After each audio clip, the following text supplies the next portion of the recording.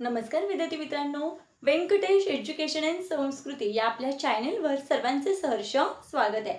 आजच्या व्हिडिओमध्ये आपण स्कॉलरशिप शिष्यवृत्ती परीक्षा इयत्ता 4थी विषय आहे गणित। यामधील आपण 1 ते 100 या संख्यांमधील मूळ संख्या, संयुक्त संख्या, त्रिकोणी संख्या आणि चौरस संख्या यावरील स्वाध्याय, या संख्या म्हणजे काय आणि त्या कशा ओळखायच्या, कशा पाठ करायच्या आणि त्याच्यावरील उदाहरणं म्हणजे आपण त्याच्यावरचा स्वाध्याय आजच्या व्हिडिओमध्ये आपण सोडवून घेणार आहोत।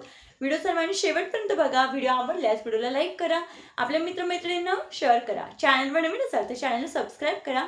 बघा, आता सगळ्यात महत्त्वाचं म्हणजे काय, पहिलं मूळ संख्या। पहिला घटक आहे मूळ संख्या।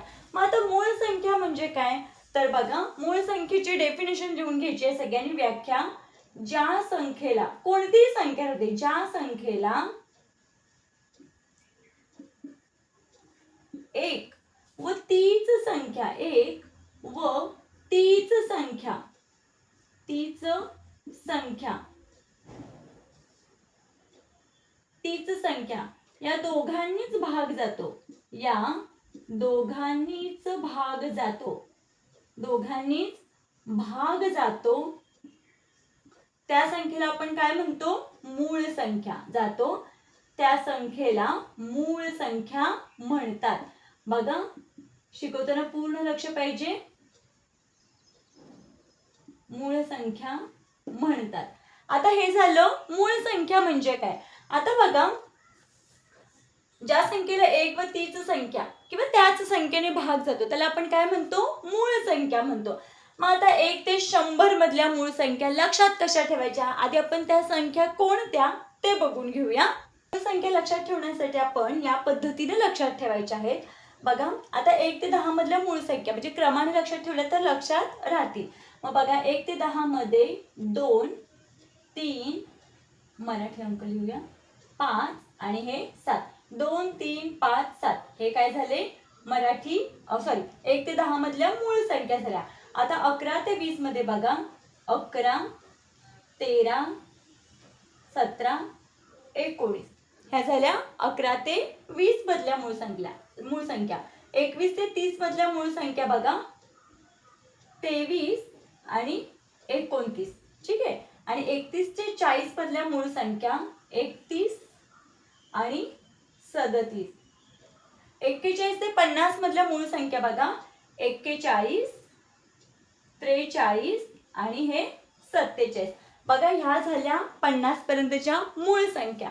आता उरलेल्या संख्या 51 ते 60 मधल्या मूळ संख्या बघा, 51 ते 60 मध्ये मूळ संख्या आहेत 53 आणि 59। 51 ते 60 मध्ये दोनच मूळ संख्या आहेत। 61 ते 70 मधल्या मूळ संख्या बघा, 61 आणि हे 67। 71 ते 80 मधल्या मूळ संख्या 71, 73 आणि 79।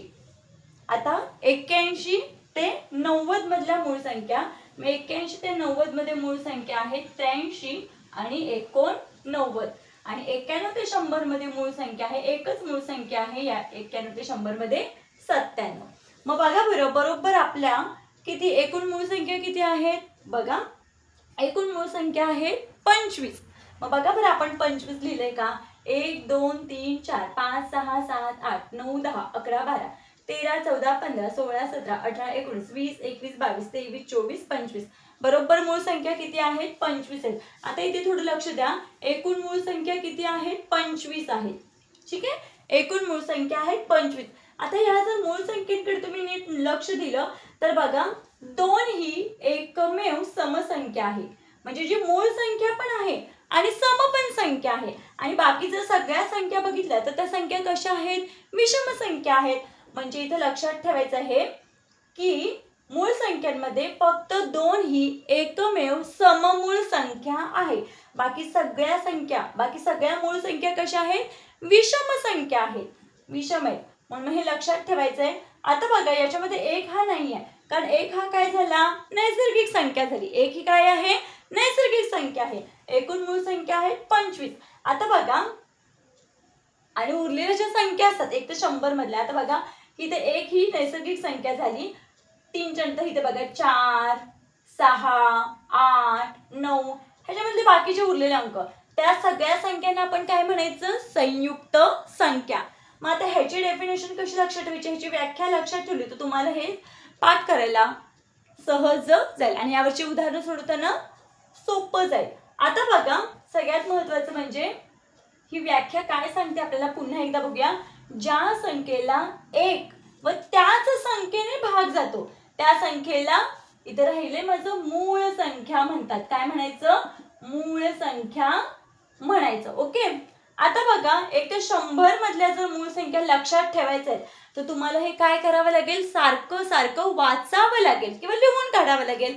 हे बघा तुम्ही नुसतं जर घोकमपट्टी केली तर ते थोड्या दिवसांनी विसरणार आहे. मग तसं करू नका, सारखं एका तालबद्ध ह्याच्याने काय करायचं, पाठ करायचं. बघा 2 3 5 7 2 3 5 7 नंतर 11 13 17 19 11 13 17 19 23 29 असं जर तुम्ही लयबद्ध पद्धतीने म्हटलं तर तुम्हाला सहज मूळ संख्या काय होणार आहेत, लक्षात राहणार आहेत. बघा पुढचा आहे संयुक्त संख्या. मग संयुक्त संख्या म्हणजे काय, ज्या संख्येला 2 पेक्षा जास्त विभाजक असतात त्यांना आपण काय म्हणतो, संयुक्त संख्या म्हणतात. म्हणजेच काय, या मूळ संख्या सोडून उरलेल्या ज्या संख्या आहेत त्यांना आपण काय म्हणतो, संयुक्त संख्या. आता बघा उदाहरण घ्यायचं झालं तर आपण 8 ही संख्या घेऊया. ठीक आहे. 8 कुणाकुणाच्या पाड्यात आहेत किंवा 8चे विभाजक सांगा.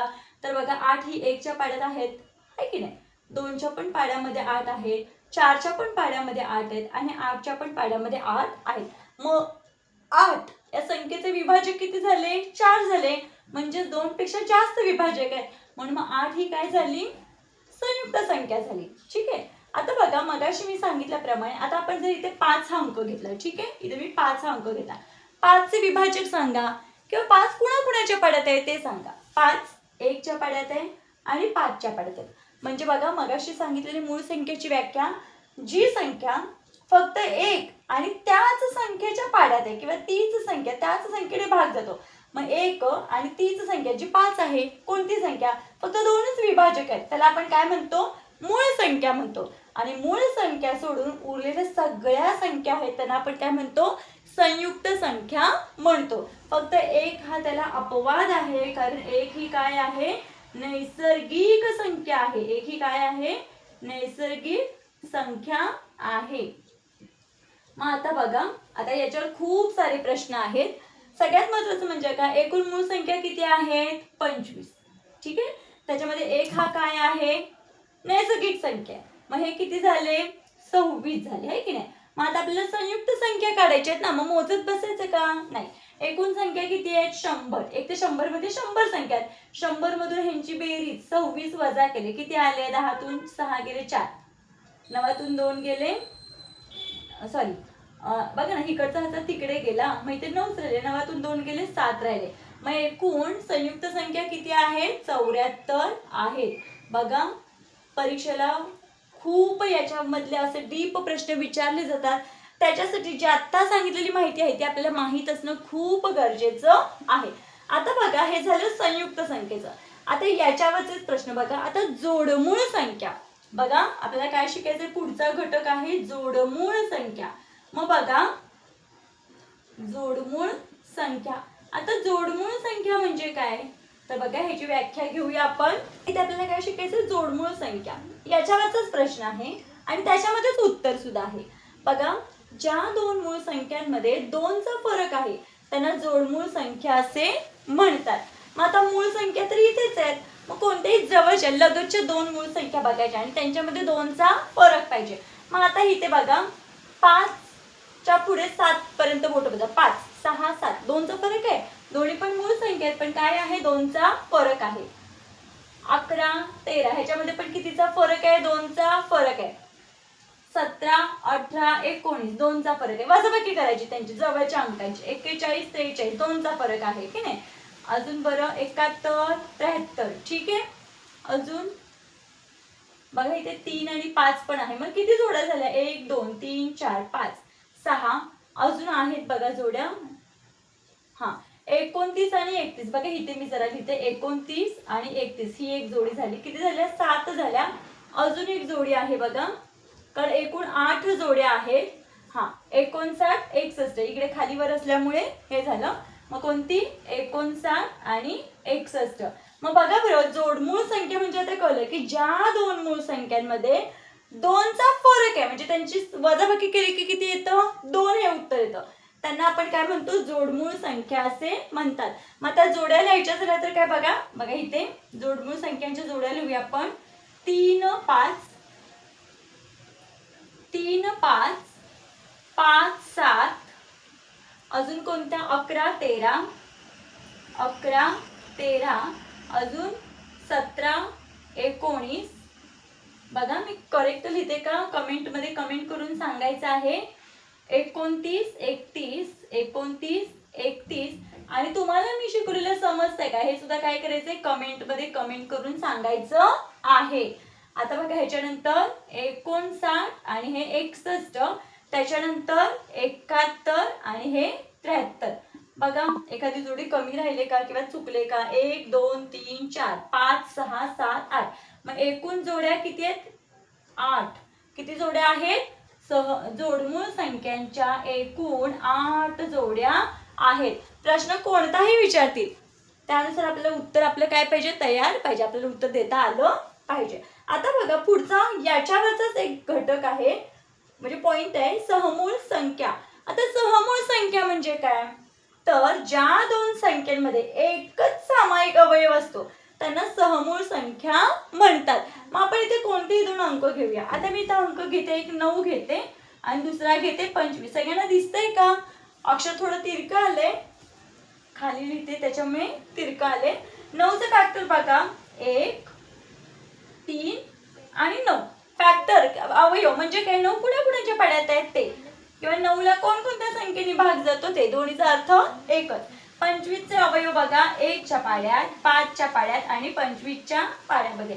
आता बघा या दोघांमध्ये बघा, इथे 1 आहे आणि इथे पण 1 आहे, बाकी कोणता अवयव समान आहे का, नाहीये. म्हणजे 9 आणि 25 हे एकमेकांचे कोण आहेत, सहमूळ संख्या आहेत. मग आता लक्षात ठेवायचं आहे, ज्या दोन संख्यांमध्ये एकच सामायिक अवयव असतो त्याला आपण काय म्हणतो, सहमूळ संख्या असे म्हणतात. मग त्याचं आपल्याला या पद्धतीने काढायचं असतं. आता बघूया त्रिकोणी संख्या आणि चौरस संख्या. त्रिकोणी संख्या म्हणजे काय, ज्या संख्या ठिपक्यांच्या त्रिकोणी मांडणीत दाखवता येतात त्या संख्याला त्रिकोणी संख्या म्हणतात.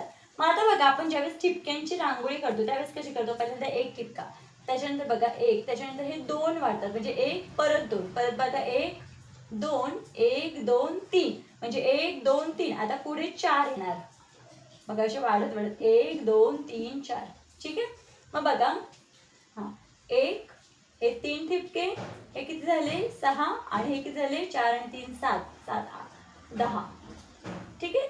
या पद्धतीने म्हणजे बघा हे त्रिकोणी. आता इथे सगळ्यात महत्त्वाचं म्हणजे काय, त्रिकोणाच्या तीनही बाजूंची बेरीज कशी असते, समान असते. बघा इथे बाजू किती आहे, इथे ठिपके किती आहेत, 1 2 3 4, बरोबर आहे. इकडे बघा 1 2 3 4, खाली बघा 1 2 3 4, इथे पण बघा हे 3 हे 3 हे 3. म्हणजे त्रिकोणाच्या तीनही बाजूंची बेरीज कशी असते, समान असते. म्हणजे तिन्ही बाजूला तेवढेच ठिपके. आता बघा हे आहेत काही त्रिकोणी संख्या. आता सगळ्यात महत्त्वाचं म्हणजे काय, प्रत्येक गोष्ट पाठ करायची का, बरं 100 पर्यंत पाठ कराल. पुढच्या संख्या मग तुम्हाला माहित पाहिजे की त्रिकोणी संख्या काढायच्या कशा आणि ओळखायच्या कशा, हे पण आपण बघणार आहोत. मग बघा त्रिकोणी संख्यांसाठी सूत्र आहे, लगतच्या दोन संख्यांचा गुणाकार भागिले 2. आता मी असा प्रश्न विचारलाय की मला 4 नंबरची त्रिकोणी संख्या पाहिजे. मग मी ते नंबर काय घेणार, 4 घेणार. ठीक आहे, नंबर काय घेणार मी, 4 घेणार. मग लगतच्या दोन संख्यांचा गुणाकार, मग लगत 4च्या नंतरचा अंक कोणता आहे, लगत 5 आहे ना, मग त्या दोन संख्येचा गुणाकार भागिले 2. मग बघा 4 पंचे 20 भागिले हे 2. मग बघा बेक के बे बे 0 0. मग आपलं उत्तर किती आले, 10. म्हणजे चौथी त्रिकोणी संख्या कोणती आहे, 10. मग बघा 1 2 3 4, बरोबर 10 ही चौथी त्रिकोणी संख्या आहे. मग आपण कितवी त्रिकोणी संख्या ते काढू शकतो, बरोबर आहे. आता ह्याच्यासाठी एक शॉर्ट हे आहे बघा इथे नंबर n म्हणजे काय, नंबर. आता जसं की मी नंबर चौथी घेतली संख्या, मग n वरून बघा n + 1 डिवायडेड बाय 2, म्हणजे n अधिक 1 आणि भागिले 2. मग आता बघा मी n बरोबर 4 घेतला, मग इथे मी 4 हा अंक लिहिला, 4 अधिक 1, n म्हणजे 4 4 आणि 1 5 आणि इथे 2. मग बघा बरं हे 4. इथे कोणतंच चिन्ह नसतं म्हणजे गुणाकार असतो.